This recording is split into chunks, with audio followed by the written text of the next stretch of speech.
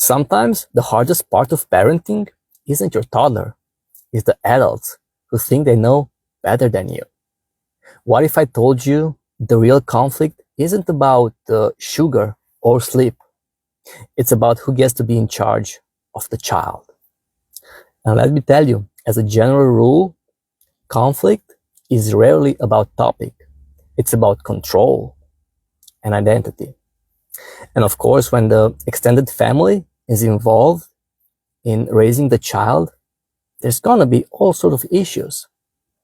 Why? Well, 30, 40 years ago, they used to raise kids differently.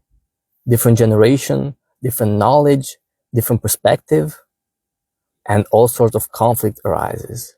And of course, that's gonna drive you mad, right? Because you're trying to do a certain way, the proper way, and they judge and criticize, and they tell you, hey, we used to do it like this, and everything worked out fine. And also, when we reject their methods, they tend to believe that we reject them.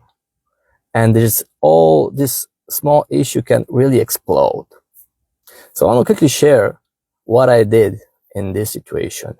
You see, I had no knowledge about what's going to happen with the extended family once my daughter is born.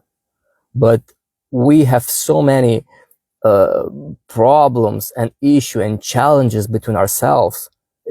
I felt like I'm going insane. So here's what I did.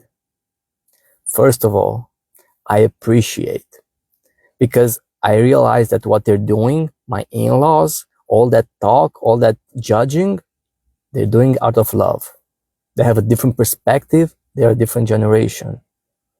So I appreciate, because, well, that's how they share their love. And the second thing is we moved. What do I mean? Now we live in a different city, about 3 hours drive from where they live. And that gives us such an amazing advantage. Why? Because whenever they want to visit, well, they have to schedule, and we get to prepare. And the visits aren't unexpected, and they shorter. So you see, if they offer like extra dessert, or they say, hey, you don't have to put the child yet to bed, we do have an advantage. Unfortunately, I couldn't find any other alternative or any other practice. But this is what works for me, because if I appreciate them, we'll still keep in touch. We still have a decent relationship. And because we don't live in the same town with them, well, they can't really visit so often. And the conflicts, well, they're not there anymore. I hope this helps. All the best.